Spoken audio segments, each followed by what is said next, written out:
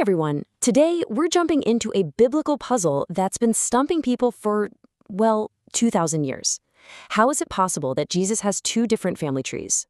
Get ready, because we're about to uncover an incredible story about two fathers, an ancient law, and a hidden message of hope that you might have missed. Okay, so let's get right to it. The whole mystery really boils down to this.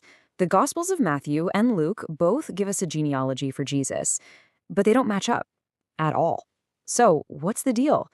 Is it just a mistake, a flat-out contradiction, or is there something much, much deeper going on here? All right, so first things first, let's look at the core of the problem. We need to see exactly where these two accounts seem to clash, because the difference is super clear and it all centers on one key person, Joseph's dad. And here it is, plain as day. Matthew tells us that Joseph's father was a man named Jacob. But then you flip over to Luke, and he says Joseph's father was Heli. I mean, this isn't some tiny, insignificant detail. It looks like a direct conflict. So which one was it, Jacob or Heli? Answering that one question is the key to unlocking this whole thing. So, the very first clue to cracking this mystery isn't actually in the names themselves. Nope, it's in figuring out who Matthew and Luke were writing for in the first place. You see, they had totally different audiences, which means they had very different goals in how they told the story.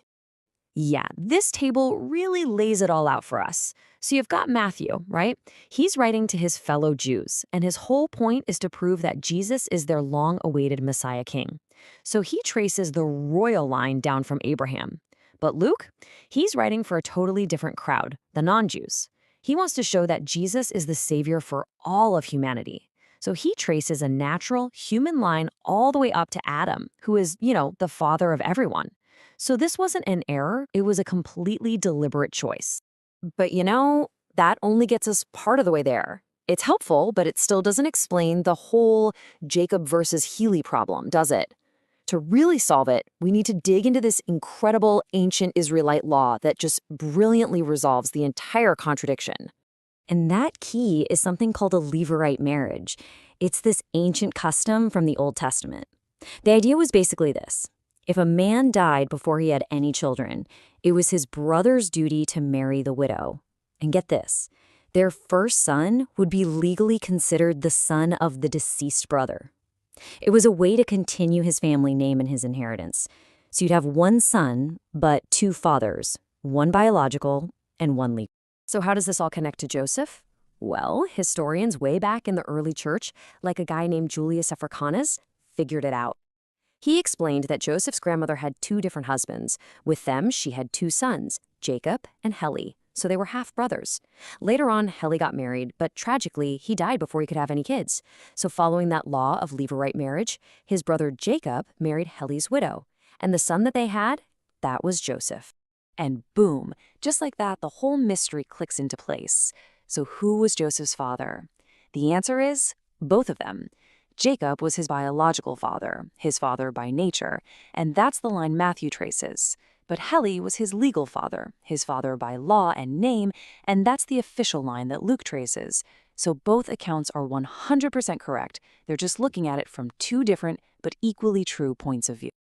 But wait, because the story gets even better. The mystery doesn't actually stop there. If we look a little closer, specifically at Matthew's family tree, we find another set of clues that are hidden in plain sight. And these clues point to an even deeper message, one that goes way beyond kings and legal lines. You have to understand, back then, mentioning women in a family tree, it just wasn't done. But Matthew shatters that tradition and deliberately includes four of them. Tamar, Rahab, Ruth, and Bathsheba.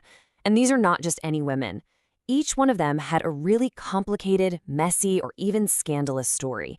So when Matthew includes not one, but four of them, you have to ask, what is going on here? Why them? And the first message here is just so powerful.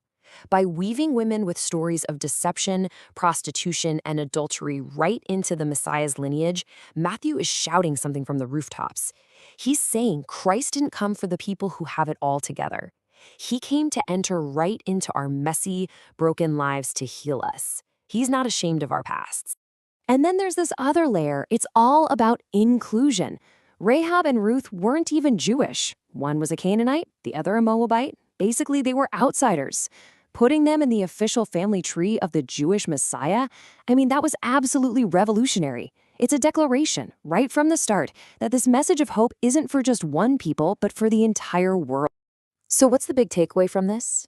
These women weren't included because they were perfect or because they followed every rule to the letter. No, they are a part of this incredible story because of their faith and because of God's grace. Their lives are like a preview of the main event of the New Testament, that we are made right with God through His grace, not by trying to be perfect on our own. So, when you put all the pieces back together, the two family lines, that ancient law, the inclusion of these four incredible women, what looked like a mistake, maybe even a contradiction, turns out to be this beautiful, intentional message of hope. You see, the two family trees don't cancel each other out. Not at all. They complete each other. They work together to paint this full, amazing portrait. Matthew gives us Jesus the King, the one with the legal right to the throne, the fulfillment of every promise. And then Luke gives us Jesus the Son of Man, the relatable Savior, who is connected to every single one of us, all the way back to the very beginning. And this right here is what it's all about. These lists aren't just names on a page. They are a profound declaration that our messy, broken human history, with all of its shame and all of its mistakes, is the exact place that grace chose to enter the world. It's a promise that He can take our stories, our shame, and turn it all into something glorious.